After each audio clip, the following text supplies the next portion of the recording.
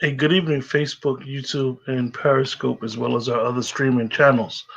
And tonight we have one of our shows that we like to do, and we're going into our draft show. Yeah, folks, I know. 4 or 5 days right after the Super Bowl, we going into the next year's draft. And no need to stop. Yeah, we going right in. We going right in. We going right in. What's up, Wayne? Man, hey, ready? Saturday night. It's always a good time to talk football.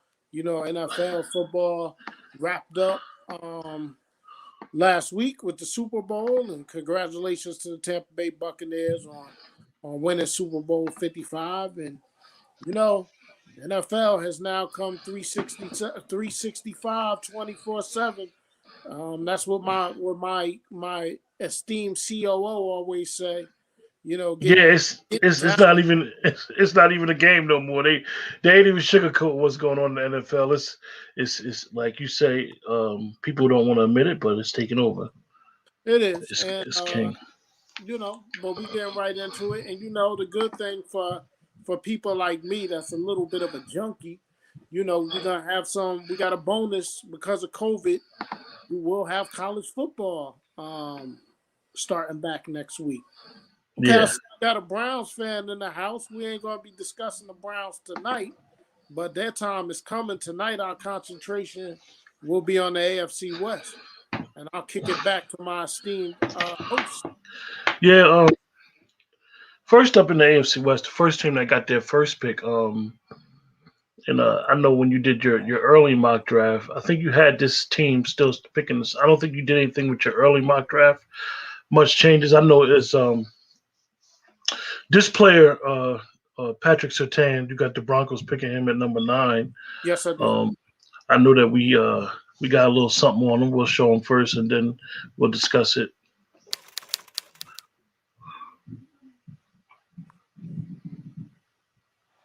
It definitely will.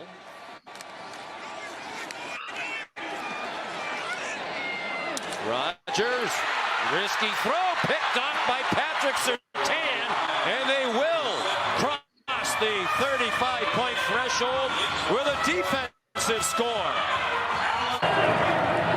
Lane in motion, give it off. No, it's nice play fake, and they're going to the same guy, and it's the same result. I'll tell you, they should have given that one off. I know it wasn't a read. It was a play-action pass, but that's the one time it looked like something opened up front.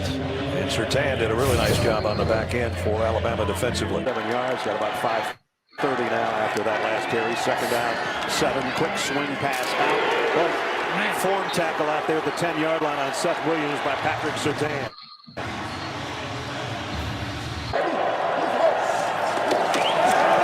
They fake it to him, and he's trying that left side again, overshot completely. And boom, he gets. And the funny part about it, Dwayne, is that it's a little running slow, which is actually kind of good in the aspect. Fine, man. But what you get the gist of who he is, man. Big 6'2", physical corner. He gets into you. He gets into you. He can play man. He could be a cover 3 type corner. Listen, raised by his daddy, man. His daddy's a high school coach. His daddy is an NFL former player by the same name. You'll remember him for being with the Dolphins. And so this kid has the pedigree. I like this kid a lot, And like I said, in the first one, we did have him in our first mock. One thing I want to give a credit right now to Predominantly Orange. That's the team. That's one of the fans of the Broncos. He has a website. It's called Predominantly Orange. And what I want to do is get the top 5 draft needs per this website. They say their number 1 draft need is corner. 2, they say defensive line, interior. So you're talking about a D tackle. 3 is offensive tackle. 4, he has a running back. And the 5th need he had was the edge rusher. So, again, I mocked Patrick Surtain here in our 1.0 mock. But some potential other picks for the Broncos in this area. Caleb Farley, the corner out of Virginia Tech. Of course, Patrick Surtain, who we've already spoke about. Kwity Paye from Michigan, who's a versatile defensive lineman, can play inside, can play outside. Micah Parsons, who's the best linebacker, I think, in the draft. And one other potential is a home run threat on offense. They addressed wide receiver a lot in their draft last year. They picked up 2. They picked up Judy from Alabama, and they also picked up in the second round KJ Hamler from Penn State, who both had decent rookie years. But potentially also for them is Kyle Pitts, the wonderful tight end from Florida. So it's going to be interesting. John Elway has seized some of the responsibilities. So you're going to have a new guy that's basically in charge of it. Do you believe in their quarterback situation? They have Drew Lock. I think their quarterback situation is still fluid. I don't think they believe in Drew Lock. I believe if another quarterback comes along, and there's been some whispers that Deshaun wants to go there. Absolutely. Those are one of his teams. Yep. I actually think that Deshaun, and I'm not a person that want to see Deshaun succeed. I think Denver would be a very unique opportunity for him. And out of all the teams that they connected Deshaun to, I think Denver is outside the box. I think we haven't seen a young quarterback with promise since Elway, and a lot of people don't understand is that Elway went to 3 Super Bowls early in his career and lost. Yes, sir. Before he had the late run at the end of his year. So it'll be interesting to see a young gun thrown in that mile high air. Yeah. If they was to get a quarterback, the Patrick Surtain thing, I wanted to ask you. A lot of the quote unquote experts say that he's slow, but what I wanted to ask you, in the little bit of film that I've seen, every time you throw around him, whether the receiver catches the pass or whatever happens, he's there. Listen, I think them talking about him and his speed, I think that's an overrated knock on him. Is he a 4.3 guy? No, he's not. He's not a 4.3 guy. He's more of like a 4.5 guy. But all I know is when you playing at Alabama, you're darn near playing right below pro level. All you gotta do is look at the Super Bowl and see all the SEC players that was in the Super Bowl. Alabama players are successful. It's no secret that the 2 of us are big Dallas Cowboy fans.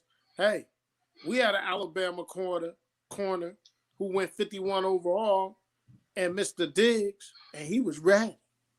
You understand what I'm saying? Yeah, that's one of the things that you don't have to worry about when you drafting an Alabama player. Basically, with health aside, you could basically plug them in the NFL for 8 to 10 years, even though the expectancy of players is a little less than 3. But Alabama players that are they seem to just make it. It's like a Duke, Carolina, Kansas guys in the NBA. You don't have to worry about them; just plug and play. So this is an interesting pick. Patrick Surtain had in his senior year, man, because a lot of people, well, it was his junior year because he left early. But in his junior year, he had 48 targets, okay?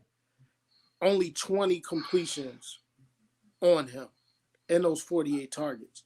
Now, in a full season, 48 targets is nothing, okay? And when they played against Notre Dame, Brian Kelly said, we're going to go after him. We're not going to be afraid of him.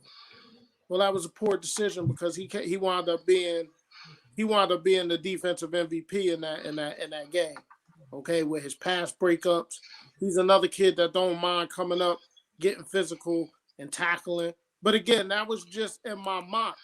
But if we're talking about Caleb Farley, no. Let me ask you something else about Surtain. Is he better than Diggs? I think he is. They played together. If you look at the quotes, there was a piece in the Athletic today. Shout out to them. Dane Bugler, we know we're a big fan of his as well. He had a little piece because he was mocking Surtain to the Cowboys at 10, which would be a reunion with Diggs. And Diggs said all the good things. Diggs said, it's my little brother. You know, we work well together. He's physical. He can play bump and run. He can play zone. Diggs just feels that Surtain is the whole package. Of course, he's going to say that. You know, they're college teammates and they like each other. But the proof is in the pudding, man. All you got to do is put the film on. We showed you, thanks to my wonderful producer, man. He hit us with some film. And this is the type of stuff we trying to do for you at Let's Talk. Yeah, thanks to the brothers at College Film. They get it, and we use their stuff and not to infringe on their copyright. They own the copyright, and we using it for the educational and part of the 1976 Copyright Fair Use Act. And this is what a lot of us do. So we give all the credit to them for compiling the film, and it's good that they were able to put something together. I mean, to be able to get college film or college highlights is not easy for a person to get. It's kind of hard. So, and I saw in our comments, Spiro, yeah, you're right. Fangio does a good job with the secondary. He likes secondary. And again, we don't want to just concentrate on Surtain, you know, because that's just who I mocked them. But if you look at their draft needs, again, you have corner, you have interior defensive lineman, offensive tackle, running back. I was a little surprised that predominantly Orange saw running back as a need because, you know, Gordon III is there. You also have the other guy, Phil Lindsay is there. You got Levante Bellamy, who was a rookie out of Western Michigan, was there. But I got to go with these guys because they cover the team on a daily basis. And they also have the edge. So when you think about it, again, the top two corners in this draft class is Patrick Surtain and Caleb Farley. I'm a big Caleb Farley fan as well. I think you're talking 1 and 1A when you talk about these guys. The one thing that I'm concerned about with Farley is, you know, he opted out due to COVID. Unfortunately, he lost his mother at an early age. It wasn't a COVID situation, but just with that situation, he wanted to be safe with his dad and his family, so he opted out. Farley's a lot faster than Surtain. Do you think, Dwayne, do you think that a lot of teams are going to, because, you know, football is football. Sports. One thing about sports is you have to play it to continue. You can't even training for it is not even playing it. Do you think that a lot of teams are going to back away from guys that may have opted out of COVID? It's gonna be very interesting, man. It's gonna be interesting. I'm curious to see because I'm sorry, did I lose you? Yeah, I lost you for a second. There we go. I'm sorry. It's going to be very interesting. It's going to be interesting because you got a guy like Farley. You got a guy like Micah Parsons. Penei Sewell, he opted out. So there's been a lot of guys that opted out. I don't know how people feel about that, though, man. Like, missing a year of football is tough. You know, it's tough to miss that game action, especially when you're healthy, you know, and they said they were training to prepare themselves for the NFL. Well, I think there's no better training to prepare for the NFL than being on the field. But it's a personal choice. You know, with this COVID, we all are making decisions in our lives around COVID, and it's tough decisions. So, but Farley, he's your classic cover corner too. I personally think Surtain's a little bit more physical as far as coming up and hitting, but a corner's main responsibility is coverage. And Farley is another big corner, 6'1 3/4". You know, he's great, man, and man-to-man coverage. Do you And think? I'm gonna ask you. Do you think that because he's a little bit faster, and a little bit more as people try to say a freakish of an athlete? right, Do you think that some D coordinators may try to get a little crazy with him and be like, well, why don't we have you returning punts? We're doing more. they may he could be a return guy. Surprisingly, people don't understand. Surtain could be a return guy too. He could be a punt returner, not a kickoff returner, but he could be a punt returner. I think it's going to come down to the teams, right? Because if you're asking me, let's just say with Vic Fangio, you know, he runs that 3-4 defense. He's aggressive. He does a little bit of press. He'll press with his corners. He'll play a little bit of zone with them. Would I say Farley is a more well-rounded and coverage type corner than Surtain? Potentially. You know, he got a lot of versatility. But I think Surtain is the better tackler. I think it's splitting hairs, man. And with Denver at 9, if they don't do anything crazy, anything drastic, I think they got the two corners are going to be there for them at 9. Now I think your next pick, your LA Chargers. I agree. I agree, Spiros. I think he would like him a lot too. But you also got to look at it. You also got to look at it, man. Besides the corners, they need D-line help. Some people would say 9 is high for Kwity Paye, but I think as we get more people out here, and of course there's not going to be no combine, but there's going to be regional places where they're testing these kids. Listen, Kwity Paye is from the University of Michigan. For those who don't know, I'm a big University of Michigan fan. I watch every game more than once. And I think once people get a hold of this Kwity Paye and see the potential that this young man has and how he can move up and down that line, I think he's going to be the best defensive lineman in this draft. Okay, I just think maybe not next year, but long term, I think he's the best defensive lineman in this draft.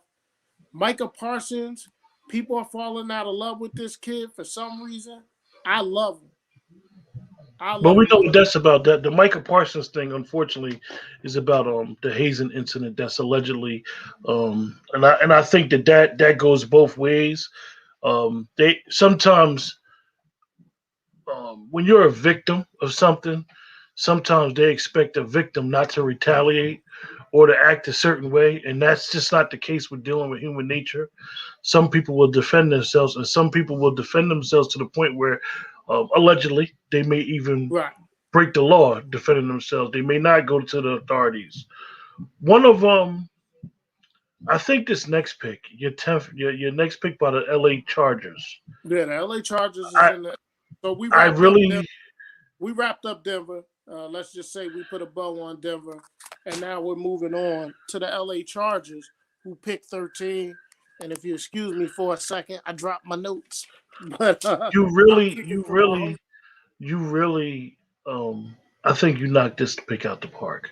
Well, out of all your drafts, don't get me wrong, they're very good, solid, but this pick to me is like the perfect pick, the perfect team, the perfect player for the next 12 years. This tight end could go to LA, play with this quarterback, and just not Mr. Rizzo. You didn't miss the Giants. We're just doing the AFC West. Doing the AFC West. We're gonna do this one by one. We're just doing the AFC West this week. You picked this man to go to the LA Chargers. Hopefully it plays, Dwayne. It's been a little. 2 timeout slip. Trask going to the end zone. Pitts has got it. Touchdown. Hold on. Has got it. His left hand, not enough. Tugged him a little bit, but not enough. What'd you say, Dwayne? You see Surtain there a little bit with Pitts. Yeah. Yeah, it's running a little slow tonight, so that was just something that we had on the young man. We had on the docket, but you know, this is live, man. So when you're doing certain things live, sometimes you gotta be able to go on the fly. And you guys got 2 guys that are very versatile and can move on. But first, before we dig into him, I want to give a shout out to Bolt Beat. Bolt Beat. Bolt Beat. That's another blogger. He concentrates on the Chargers. And here's what Bolt Beat had as the number one, the top 5 needs out of this draft for the Chargers. Number 1, of course, is offensive line. Number 2, corner. Number 3, an edge rusher. 4, wide receiver. And 5, a linebacker, right? But see, I'm a big guy, right? Me, when I think about drafts and I think about, mocking stuff, man, sometimes you got to think outside the box. And, I'm the type of person that a lot of times I want to look at a draft and I want to get the best available. And you just think about what the Los Angeles Chargers have right now. They have the reigning rookie of the year on offense and Justin Herbert.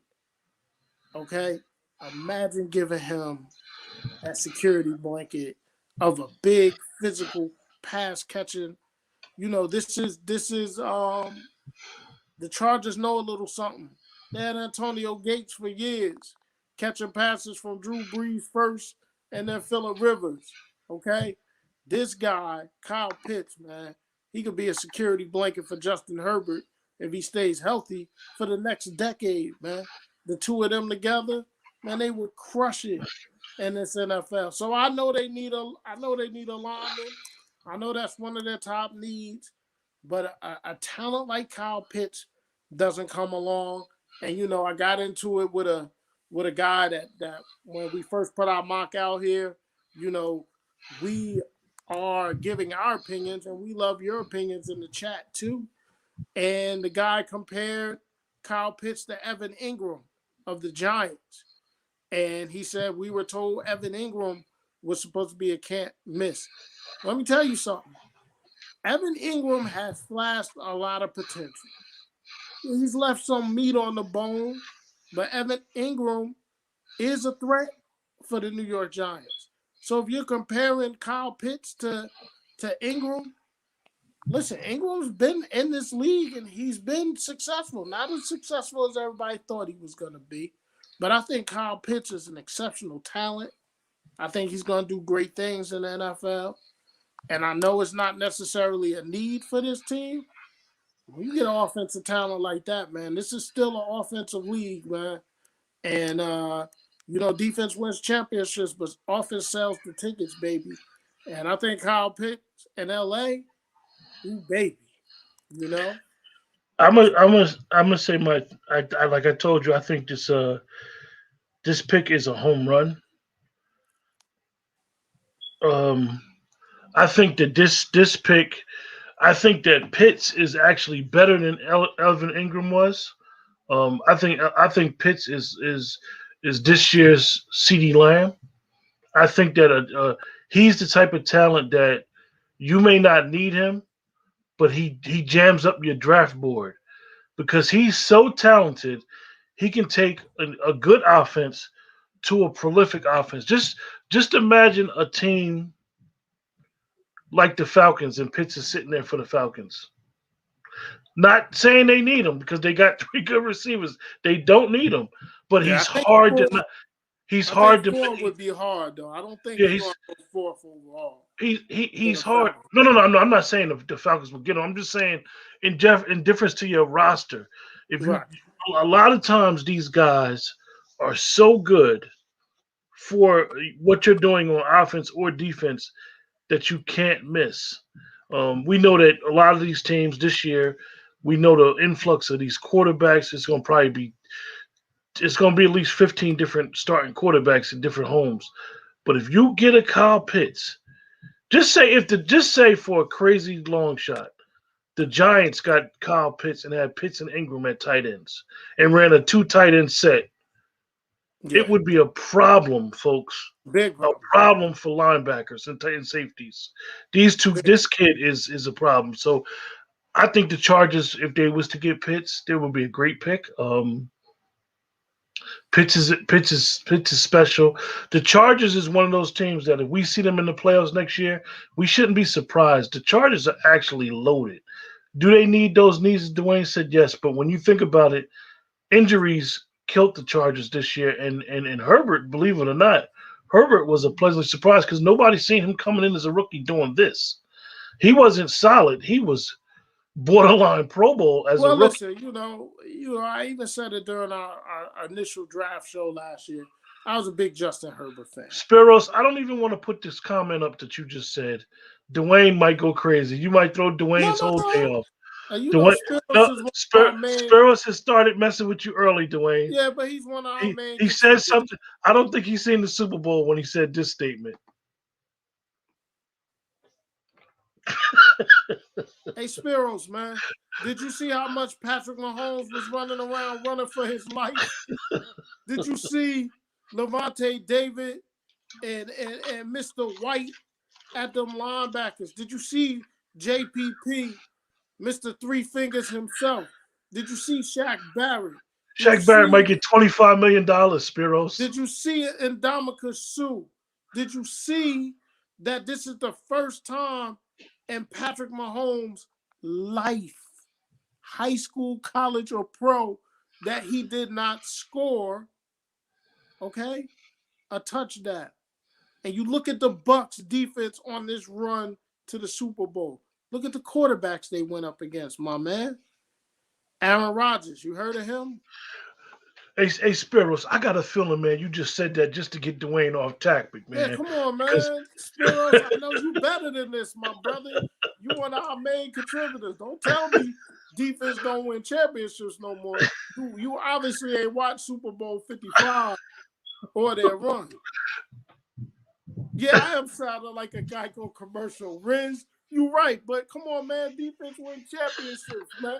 Look at what the Bucs just did defensively. Spiros, it's a chance. Why did Spiros, even when we saw that when the Bucs won, one of the first things out of their organization was the GM said something crazy. He said, we got enough to pay these guys. Then Mike Evans said, which he don't. And Mike Evans said he'll restructure his contract because them trying to re-sign Shaq Barrett is going to be one of the biggest problems because legitimately Shaq Barrett, he's not better than Aaron Donald. He's not better than Khalil Mack. But it's not about how good you are. It's how much you can negotiate and when your time is up. Shaq Barrett was franchised. Shaq Barrett is under that Todd France. I'm just going to tell you guys, Todd France has three of the three top free agents going into free agency this year. He's about to get these guys paid. Dak Prescott, Simmons, the safety from Denver, and Shaq Barrett. Shaq Barrett probably get $22 million in free agency. Easily. And soon they're going to have to pay Devin White, who may be the best linebacker in the league right now. Sideline to sideline. Man, have you seen him? Spiros, man, listen to me, man.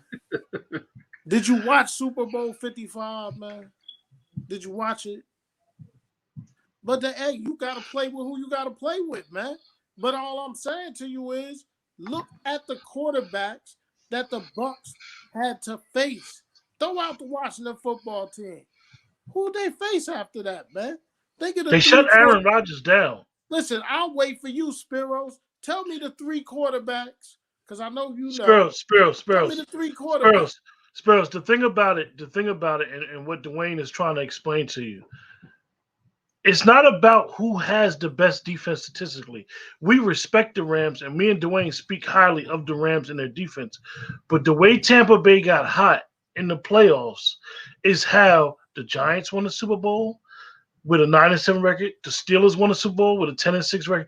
This is how teams won. The way their defense came on at the end, they did not have to blitz, so their linebackers was able to just run with speed because their linebackers aren't big. They're fast, and they make tackles. So their linebackers was able to run sideline to sideline. I'm going to just explain one thing to you, Spiros. If you look at the Super Bowl, and this is for anybody that likes to look at film,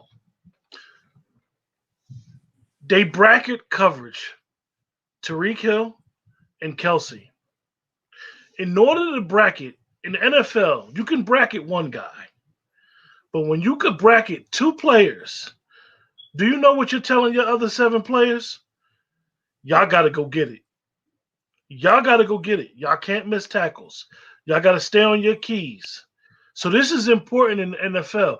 If you could bracket with something that's, and that's very hard. It's very hard to bracket one player. We've seen Belichick. We've seen great D coordinators do it. They take a guy totally out the system. But they were able, Todd Bowles was able to bracket 2 players. In the beginning, they were playing aggressive cover 3, and then they were going to cover 2 and mixing it up. They very rarely were blitzing. They were just getting outbeat, a hat on the hat. 7 players were outplaying 9 guys. Patrick Mahomes ran for 456 scrambling yards behind the line of scrimmage. 456 yards behind the line of scrimmage. So I just want you to know that, it's all about getting hot. And just like Joe said, Devin White got back in that lineup. When Vita came back, it was like the icing on the cake because then JPP, you saw Ndamukong Suh playing like he was still in college. Yeah, man. And you're right. The Rams had a good defense. They also had a quarterback that had 3 pins in his throwing hand. Okay? And they were still in that game against the Packers. And they had a quarterback with 3 pins in his throwing hand who's now in Detroit. So it's not just an offensive league. You got to have some defense with you to win in this league. And the Bucs won that Super Bowl. Tom Brady got the MVP, right? To me, just look at it. Tom Brady should not have been the MVP of Super Bowl 55. It should have been Devin White. Look at that Super Bowl that man had. He threw 3 interceptions in the NFC Championship game on the road.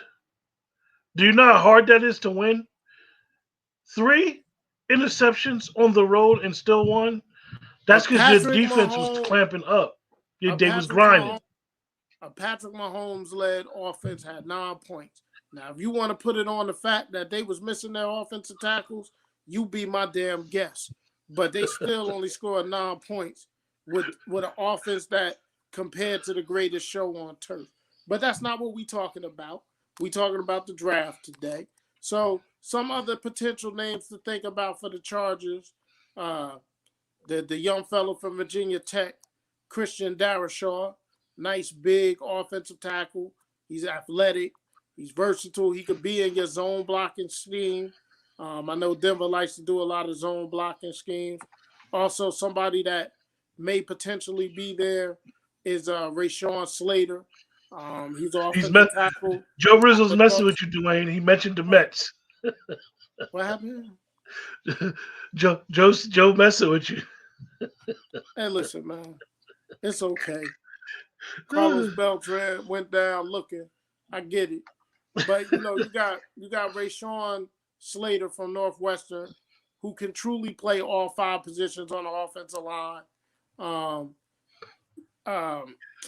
He's versatile. You got Elijah Vieira Tucker, offensive lineman out of USC, really good offensive tackle.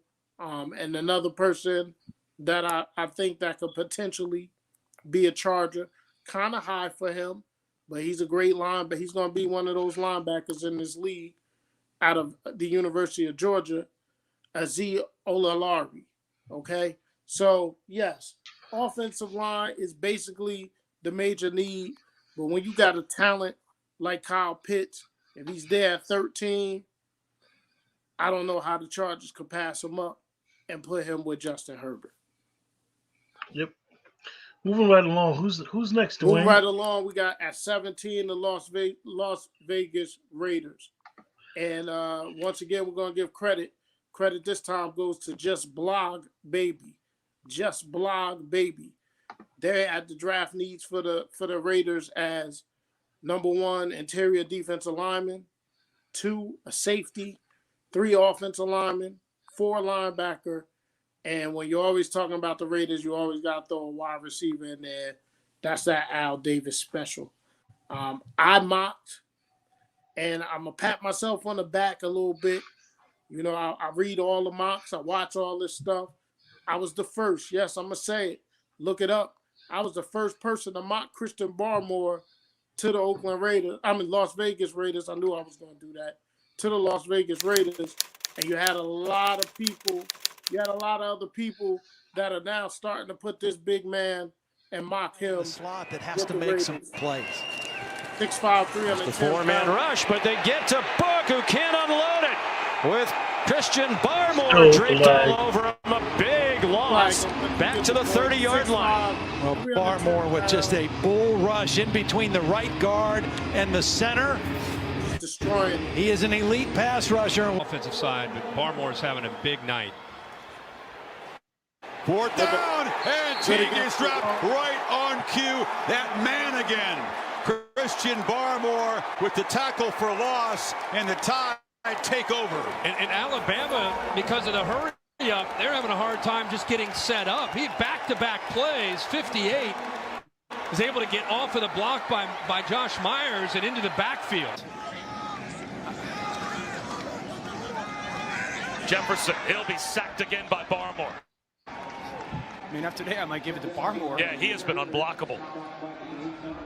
And Barmore has been a problem. Injured against Florida. Was out there as the captain on the coin toss. And Alabama, it's that guy again, Christian Barmore, making a name for himself, maybe making some money, moving up the draft board. A monster night. 3rd down and thus far, but we know the film is a little bit behind, but you get the point. He's a very destructive young man on that line. He is skyrocketing up draft boards. He's a Mike Mayock. He's a Mike Mayock special, man. Mike Mayock knows a lot about these players from his time at the NFL Network, and he's locked in, man, with the Raiders. He makes some picks that people think he makes a reach on, like, you know, the Farrell kid. But I trust him. I trust what he's doing. I think this Barmore guy. Listen, I hung up on my co-host and my best friend regarding taking defensive tackles in the first round. I don't believe in it. I think you can get you a solid defensive tackle in the 2nd and 3rd round of drafts. But this kid, man, he has a motor that does not quit. He has the pedigree of Alabama. And so I mocked him there. Some other potential people in this spot, Kwity Paye from Michigan. Trey Lance, the quarterback from North Dakota State. If he's still there, he may not be there because he's starting to rise up draft boards. J.C. Horn, the nice cornerback out of South Carolina. And then the 2 University of Miami Hurricanes, the favorite team of my co-host here. Also the favorite team of somebody that's in our chat, Joe Rizzo. They got 2 pretty unique and athletic Greg Rushan and Jalen Phillips. As you know, as a U fan, I am super excited for Jay Phillips. I think Jay Phillips, if he gets to a team that has another end, he can be scary. I think Jay Phillips is. I know that people may think I'm crazy when I say this, but if you remember Jared Allen, that's Jay Phillips. He's a put his hand in the dirt guy and gets after it. Russo, I don't know. I mean, I'm up in the air with him because he's so small. I think he's just a lot of times in the NFL, he's somebody that I wouldn't draft. I wouldn't draft high. I would just say, let the player fall to you. Sometimes you got to stick to your draft board and let them fall to you. But because we had discussed vehemently about this pick, picking a defensive tackle, and like you mentioned, you hung up on me. I did. Do you when you look at defensive tackles and you've seen how in the playoffs how this kid changed his game? Like you knew about Barmore and Wilson. It's been Barmore and Wilson the last couple years. Everybody been talking about. They said Wilson went to the Senior Bowl game and he was a little overweight. But you think Barmore, because of all the talent in Alabama, he didn't pop off the screen, and then when you seen him in the playoffs, like whoa, Yeah, he's really good. yeah. I think that had a lot to do with it, man. Like you heard it. Chris Fowler even said, shout out to College Films again for the film, but you heard it. Chris Fowler even said, this young man tonight is moving up the draft boards with this performance. Like he popped in the biggest games, man. And so I think he's pretty phenomenal. You know, And one of the other things, Dwayne, excuse me to cut you off. One of the other things, I think the reason why he's moving up the draft board a lot because his some other University of Alabama guys that were picked first in the first round, they're part of a defense in the NFL. That Washington football team, if you look at those two D tackles that they got, the Alabama boys. Payne and Allen, it sounds like a damn law firm. And they're part of the best young defensive of quartets in the NFL. When you put them with Mr. Sweat and you put them with the defensive rookie of the year and Chase Young. You know, I joked with Quentin about a week ago. I'm like, people don't realize how great of a player Ryan Kerrigan is, and he can't crack that front four. Well, I said it. I know Ryan Kerrigan out of Purdue. A lot of people may not want to admit it. Definitely one that's been our rival as Cowboy fans.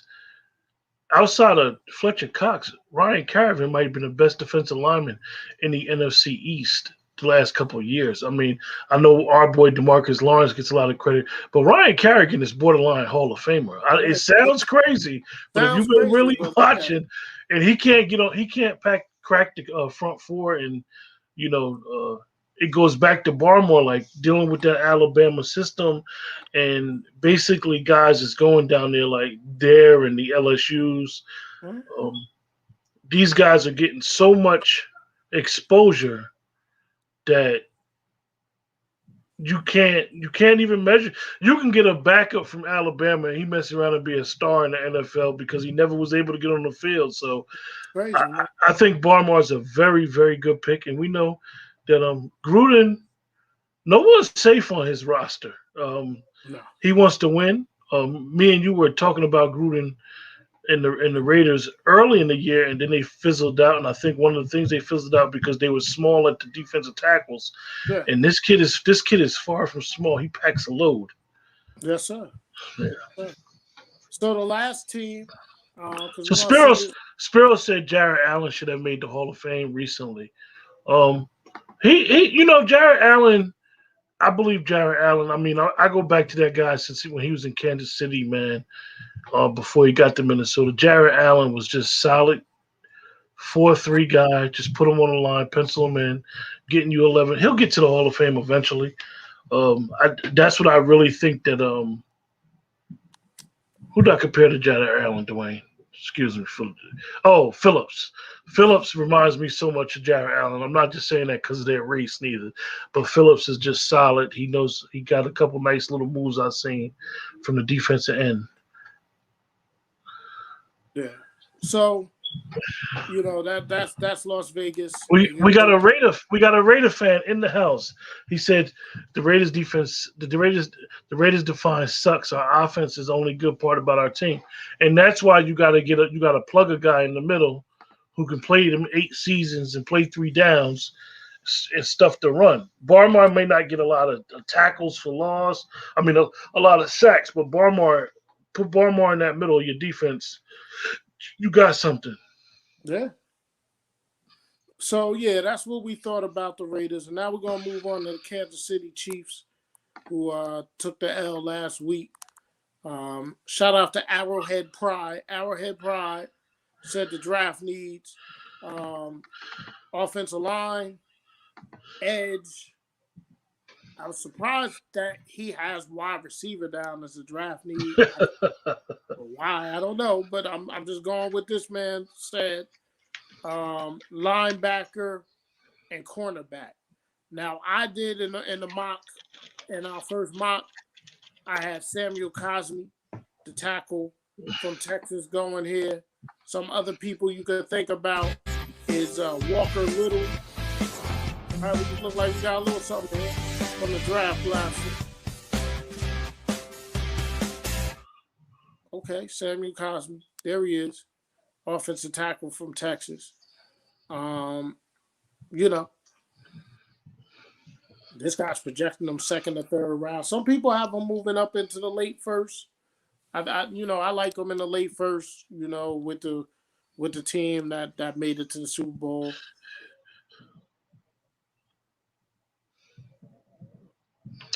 I think that's a perfect pick, Dwayne. One of the things that a lot of people don't know is that Fisher may not be back because of the Achilles injury, folks. Right. So this is the Chiefs. The Chiefs can go from losing the Super Bowl to, I hate to say it, and I know that they look like the greatest show on turf. The Chiefs could go from going to the Super Bowl to not making the playoffs because the first couple, depending on how their schedule looks, they could really struggle going into the year with that offensive line. So I'm not making a prediction. I'm just saying what can happen based off of free agency and how things fall when we do our NFL 2021 preview show in 6 months.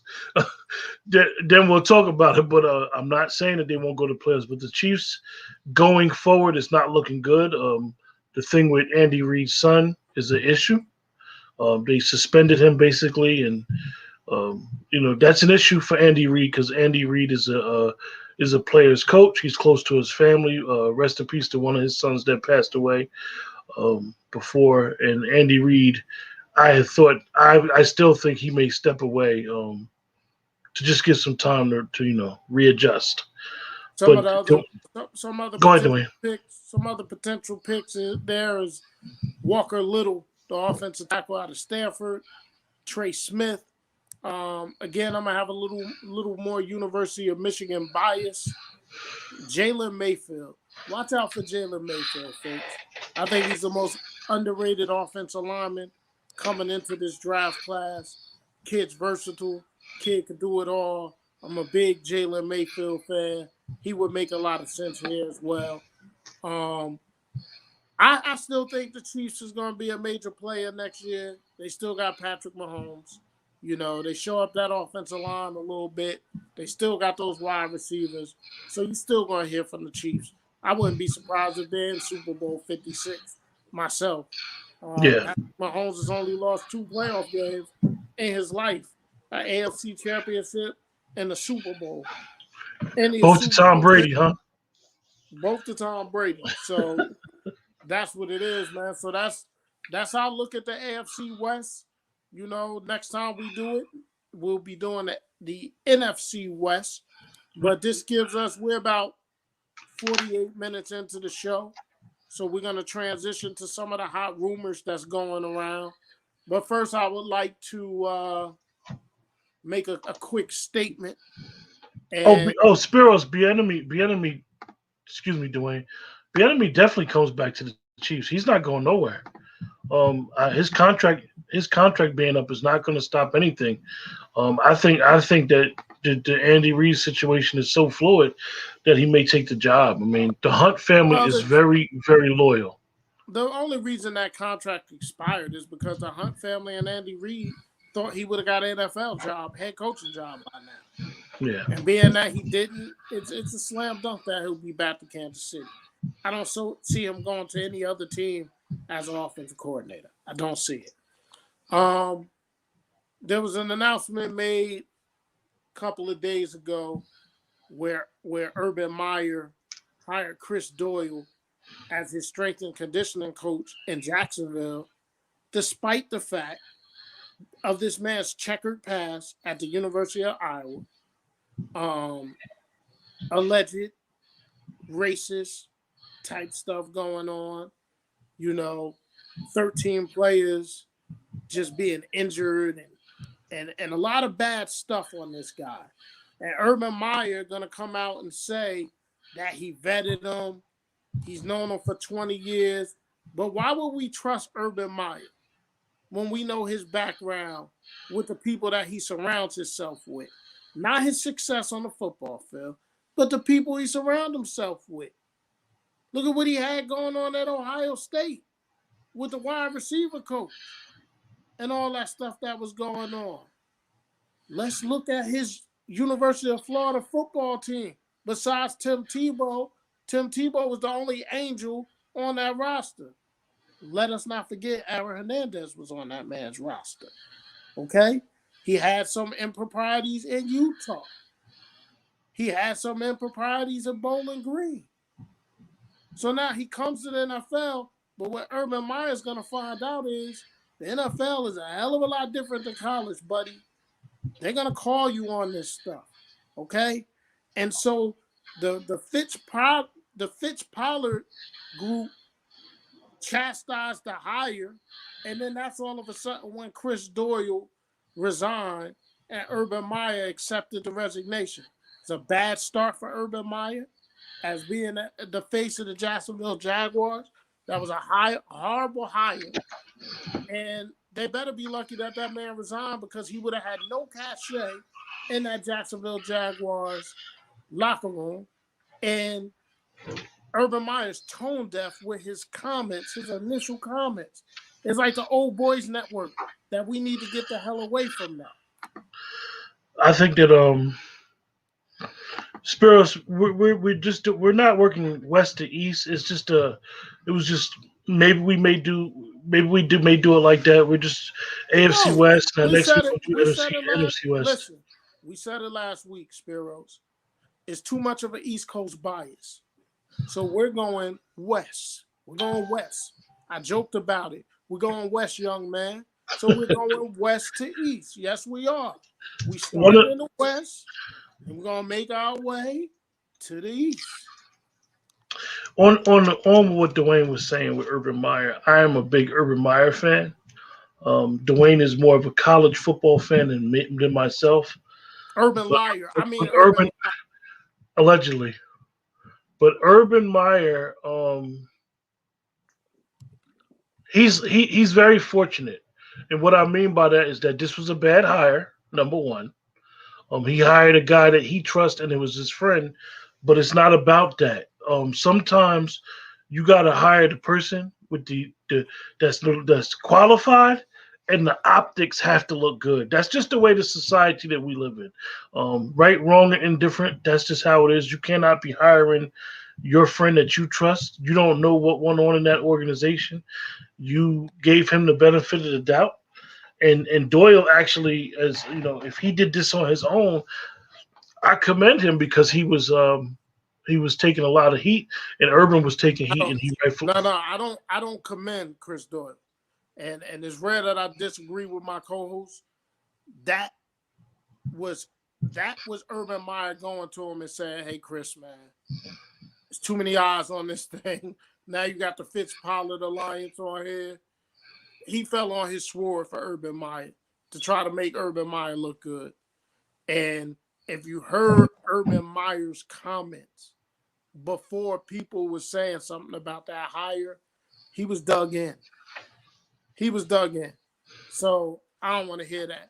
This is who this man is. I know that Dwayne, not trying to be funny, folks. This is right in Dwayne's wheelhouse because Dwayne is not an Urban Meyer fan. I hate him. This is Urban Meyer being Urban Meyer in Dwayne's eyes, and this is just the beginning of his shenanigans. And if you can cheat in the NFL, allegedly, Urban Meyer's signed him up allegedly because this is not a good guy in Dwayne's eyes. Urban Meyer's someone who it has always been controversy, like Dwayne showed. I think it was 40 players out of those Florida players were arrested while he was there. Yeah. So that shows that in the NFL, you have to be disciplined, because not only good discipline, but you're dealing with millionaire players who will look you in the eye and would have critiqued Doyle and would have punched Doyle in the mouth once it opened up a little bit. So this is a good thing that happened, I guess. Yeah. And the Fritz Alliance, I love what they're doing. I love what they're trying to do. But I'm glad that they spoke up and was vehemently upset with this. I know that a lot of people criticize the NFL and say the NFL don't get it right. I personally believe the NFL gets it right 99.9% of the time. The 1% is just so seen because they are the king when it comes to revenue, when it comes to being the league that basically never sleeps. Dwayne, Yes. we have two interesting releases this week. Do you want to go there first, or because I think I got to go right there for you. Okay. Because you spoke about one earlier. You spoke about number 21. You spoke about it. You spoke about it before it actually officially happened, because it was words first, and you was like, "I want them." We basically had two Hall of Fame players released this week. J.J. Watt, 3-time Defensive Player of the Year, and another cornerback, Patrick Peterson, 3-time All-Pro. Obviously, these two players are not the players that they used to be. However, we both believe they still got a lot of tread on the tires. Let me tell you something. Patrick Peterson is 30 years old. Okay? I want everybody to understand that. That man is 30 years old. And guess what? He's not a running back. Okay? Running backs start to go downhill when they reach their 30th birthday. If I could morph myself and wind up at the star, I'd be going after Patrick Peterson if I was the Dallas Cowboys. There's no doubt in my mind. He fits the defense that Dan Quinn's going to put in there. He's a potential candidate who, as he gets older, could slide into a free safety position. A lot of recently nominated for enshrinement, Charles Woodson. Shout out to Truck, go blue. So Peterson's another guy that could slide into the safety position. I think he's gonna sign. Somebody's gonna be very happy to have a Patrick Peterson leading their secondary. And if I'm Dallas, why not have a Patrick Peterson lead that young secondary for Dan Quinn? J.J. Watt, hell of a ball player, goes without saying. I'll be very interested to see. Is he the most liked player in the NFL? I don't know if I'm gonna go that far. I mean, he's liked. Do you talking about by fans or by his? By fans. I mean, I know fans like him. I don't know if he's the most liked. I mean, he does some catchy commercials with his brothers and stuff, like them Subway commercials. But J.J. Watt has been off the injury these last couple of years. We must say that, But it's not going to take long for him to get a job. I can see him going to Pittsburgh, teaming up with TJ, and Derek's on that team as well. So you could have all three Watt brothers playing together in the Steel City. That'll be kind of unique for the three of them. So it's going to be interesting what happens with J.J. Watt. It's funny when you mention Patrick Peterson, because he is that Charles. Him and Charles Woodson remind me so much of each other. And congratulations, Charles Woodson, for getting to the Hall of Fame, because Patrick Peterson playing him at the big nickel, where he could stick a tight end, stick that third receiver, blitz, be able to. He's always been a good tackler. I think the world of Patrick Peterson, like you. I think his effect not only on the players there, but anybody that knows anything about the DBs that have came out of LSU in the last 10 years know that all of them look up to Patrick Peterson, from Mo Claiborne to Tyrann Matthews to Del Prayer to Adams. Everybody looks up to PP, Patrick Peterson. He was like the first one that put them as they like to say, DB University. So I think whoever gets him, if used properly, he could show people. He could actually probably be Defensive Player of the Year the same way Charles Woodson was when Dom Capers used him properly with the Packers. I mean, he's that good where he could do a little bit of everything and not. He's never been hurt. He only been suspended one time because of the alleged PEDs. So I think it's a perfect opportunity for teams, definitely the team that we follow, to go get a player and not worry about him. J.J. Watt, I was never really a big J.J. Watt fan, but he's so good, so solid. But the thing that's interesting with J.J. Watt is that he gave up $17 million. And I know that he may want to play with his brothers, but the interesting thing is that Bud Dupree is up for free agency.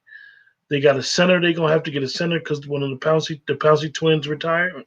So the and the Steelers are in an interesting situation, and they don't like to pay outside free agents. So I kind of think that if JJ was to go to the Steelers, it would definitely be about being able to play with his brothers. It wouldn't even be about money. I wouldn't, me myself, I would rate JJ Watt probably fourth as my defensive tackles to go with. He's better than he's had a better career than all three of the guys that I believe is ahead of him. The three guys that I believe is ahead of him, I believe Tomlinson is ahead of him. I believe Leonard Williams is ahead of him, like Spiros just said. And I believe the kid from the Colts, the big kid from the Colts, is ahead of J.J. Watt. J.J. Watt's a better player has been a better player than those guys, but it's about when you come up and whether they could, pencil you in your offense for 5 years. J.J. Watt probably got 2-3 years left at max. So that's my opinion on that. What else did you want to discuss with the rumors, Dwayne? These quarterback rumors still? Gotta discuss Carson Wentz. I don't see how he comes back to Philadelphia, especially that's what's going on. But I think Howie Roseman is highly overrating what he's going to get back for a quarterback that he benched and who's gone through everything. I think the Colts offering 2 second-round picks for him, they should have jumped to that. The Bears offering second-round pick, Foles, and another offensive player. They're not getting, they're not getting what the Lions got from the Rams for Matt Stafford. They're not getting that.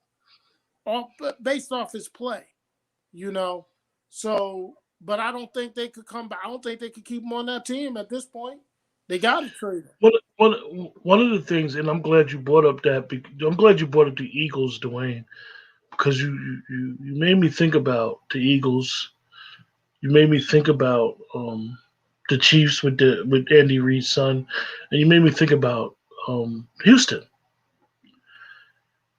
This is the first time that I can remember that it is some organizations and things that's going on in organizations internally where I just do not understand. I mean, it has been teams that we've seen, Dwayne. We've been talking sports since we was in 6th grade, and you get teams like the Bengals who have been breadths of jokes, the Browns recently until they got better.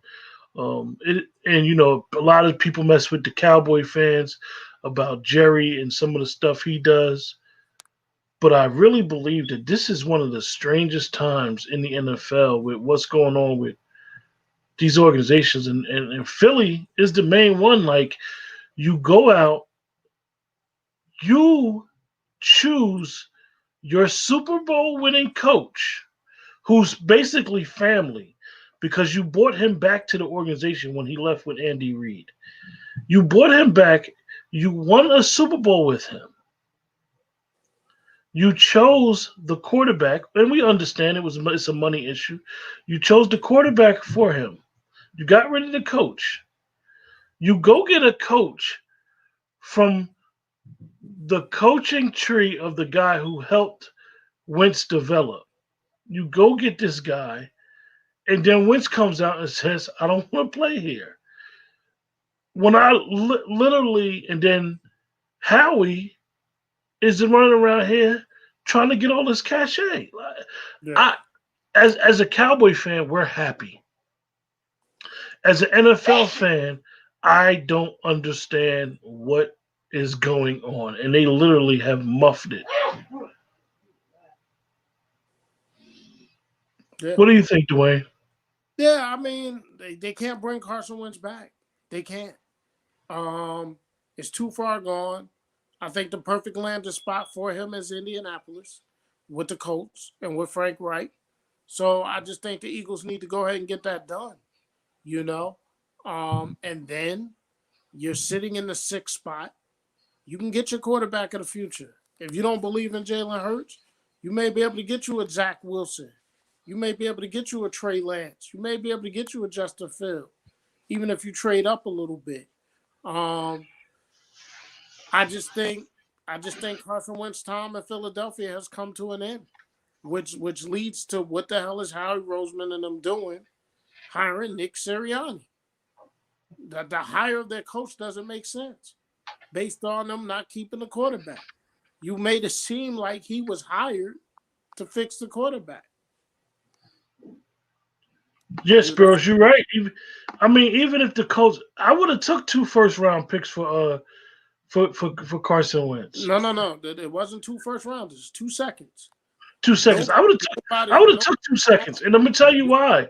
I would have took 2 seconds. Dude, I think everybody thinks that Carson Wentz, outside of that good year he's had, people got to understand he's had 2 ACL surgeries, 1 on each knee. He's like Deshaun, but the difference is Deshaun has recent great play on tape.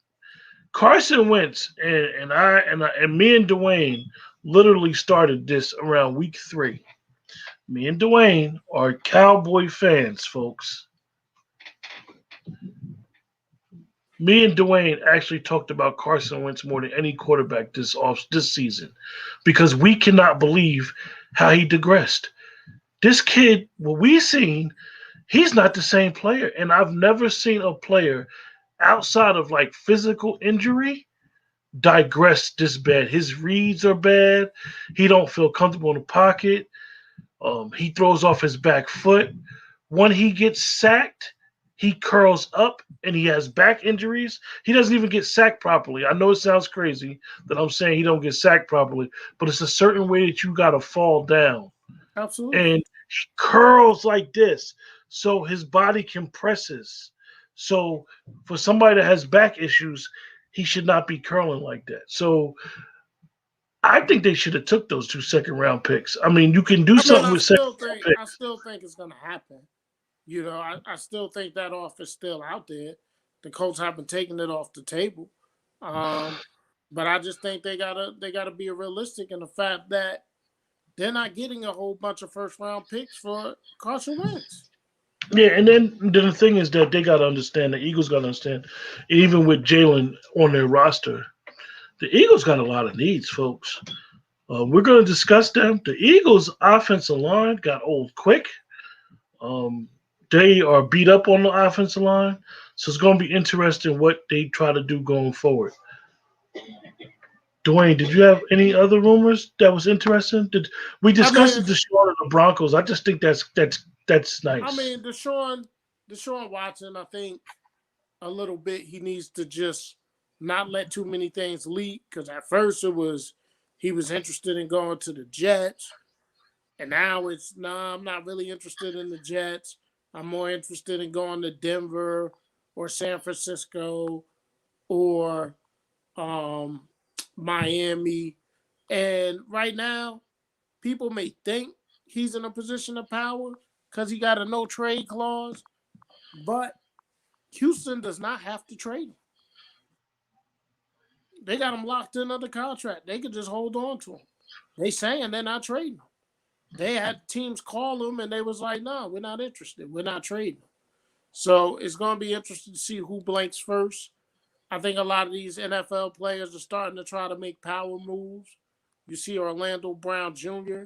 telling the Ravens he wants to be traded because after Stanley got hurt, he moved and he played left tackle, and he was successful. And now he wants to be a left tackle. Strictly money decision. Yeah, we all know why he wants to be a left tackle. They get pay paid greater than right tackles because of blindside. And they pay Staley that money, so I think that Brown may, we'll trade you. But it's gonna be interesting. I'm a big combine guy. I'm one of those guys that sit there and watch it and stuff like that. So not having that is going to be interesting. I want to see how they're going to be working these guys out.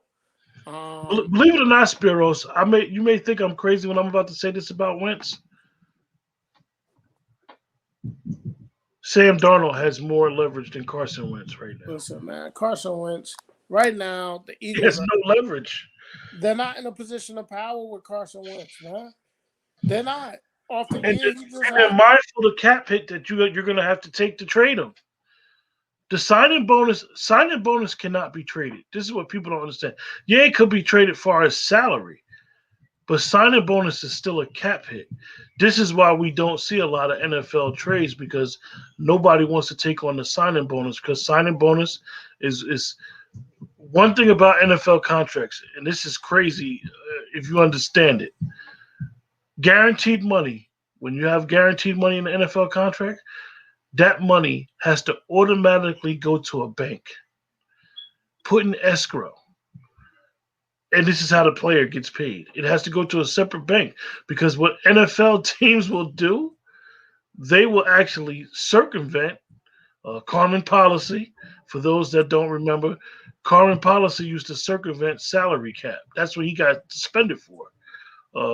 So with these contracts, they have to, with guaranteed contracts and signing bonus, that money is up front. So you has to go to a bank in escrow. So that's why you hear a lot of NFL players, they'll sign $100 million deal and they want $50 million guaranteed. The only thing they care about is the guaranteed paper. That's it. Sparrows, Deshaun don't need to go to Chicago, man. That's about it, man. That's about all I have. The goal of this was to break down the AFC West and touch on a little bit of the rumors that was happening. And, next up, we will do the NFC West on our next show. I definitely thank everybody that, hit us in the chat. Continue to like, subscribe, and share. Tell a friend to tell a friend. And we'll grow this thing, man. I think we're bringing something special. I don't know many people that's doing their mocks, breaking it down by division the way we are. And I look forward to the next show. Thankful again. Shout out to College Films. Shout out to Predominantly Orange, Boat Beat, Just Blog Baby, and Arrowhead Pride for their draft needs that they put out for the 4 teams that we broke down. And hey, man, we look forward to it. And hey, the NFL is 365, 24/7. And we here to break it down for you. With that, like Dwayne said, I have nothing else to say. Next week, we'll discuss the NFC West. Next week's show will probably, if it's not Saturday night, look for Sunday morning for when we'll do our show. So with that, you guys have a safe night.